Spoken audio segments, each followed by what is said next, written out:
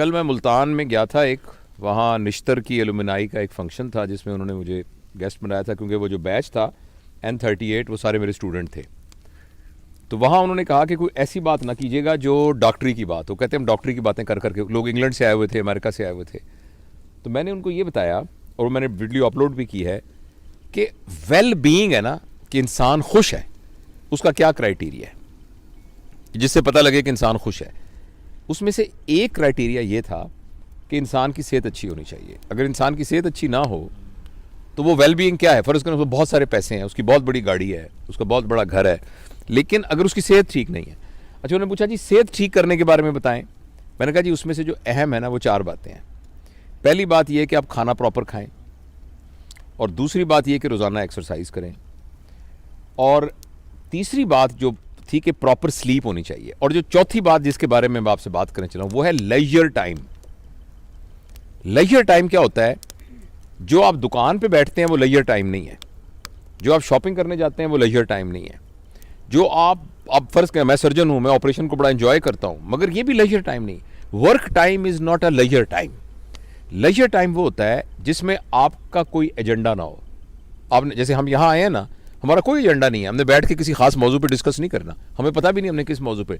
तो अपने दोस्तों के पास जाना, अपने प्यारों के पास जाना, और जाके उनके साथ बैठ कर बग़ैर किसी मौजू के बात करना, ये वो बात थी जो पुराने ज़माने में बैठकों में हुआ करती थी।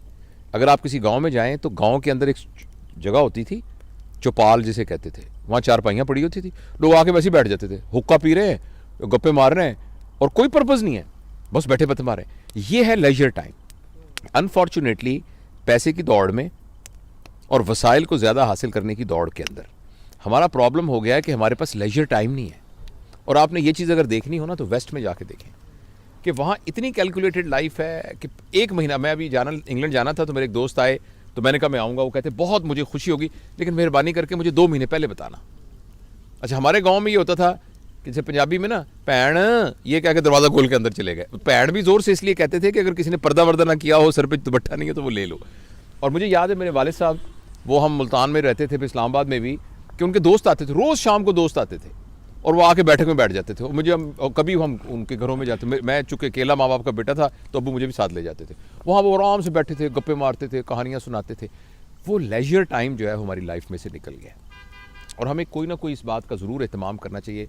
और मैं इस बात को अंडरस्टैंड करता हूँ कि ये रोज़ मुमकिन नहीं है क्योंकि आपके पास वर्क, लेकिन कम अज़ कम हफ्ते में 1 दिन, 15 दिन में 1 दिन। और दूसरा, हमारे माशरे में ना हॉलीडेज़ का रिवाज नहीं है। वेस्ट में आप देखिए, जो भी बंदा अपने वेल कहेगा, well I have my children are working, I have got my own house and I have a decent holidays. तो डिसेंट हॉलीडेज़ होना जो है ना वो एक क्राइटेरिया है वेल बीइंग का। लेकिन हम आजकल हमारे इस माशरे में ना हॉलीडेज़ का कॉन्सेप्ट नहीं है। हम हॉलीडेज़, तो हमें हॉलीडेज़ ज़रूर करनी चाहिए, और बड़ी हॉलीडेज़ नहीं कर सकती, छोटी हॉलीडेज़ करनी चाहिए जिसमें आप 4-5 घंटे के लिए दोस्तों के साथ बैठे हैं और गप्पे मारते हैं। इसके अलावा एक चीज़ जिसको हम निगलेक्ट करते हैं और जिसका नबी करीम सल्लल्लाहु अलैहि वसल्लम ने बड़ा कहा है, वो है सिला रहमी। सिला रहमी का मतलब होता है अपने रिश्तेदारों से ताल्लुक़। यानी गाँव में हमारे अजीज़ रिश्तेदार रहते हैं, शहर में रिश्ते, हमें कम अज़ कम 15 दिन बाद, महीने बाद उनके पास जाना चाहिए, उनसे मिलना चाहिए, उनकी खैर खबर लेनी चाहिए। तो मैं बस अपनी बात को ख़त्म करने से पहले एक छोटा सा आपको वाक़या सुनाता हूँ। मैं कोशिश करता हूँ कि 8-10 मिनट से लंबी बात ना हो ताकि लोग उसको सुन सकें, लेकिन ये बड़ा एक शानदार मैं इस्लामाबाद गया इम्तिहान लेने के लिए, FCPS का इम्तिहान लेने के लिए। वहाँ इस्लामाबाद होटल में मैं ठहरा। तो जब मैं इस्लामाबाद में ठहरा तो मैं चूँकि वहीं पड़ा बड़ा हूँ और वहीं सारा, तो मुझे ऐसे ख्याल आया, तो मैंने एक दोस्त को फ़ोन किया, उसका नाम मिराज है, सुन रहा होगा शायद, न्यूरो सर्जन है वो।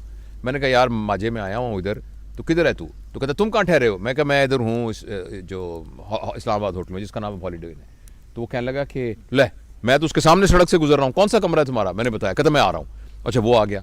अच्छा, इतने में ना उसने कहा यार इसके साथ ही महबूब इलाही रहता है, वो खबरें में काम करता था खबर, तो वहाँ कोई एडिटर शेडिटर था, तो उसने कहा मैं उसको भी बुला लेता हूँ। वो महबूब इलाही भी आ गया।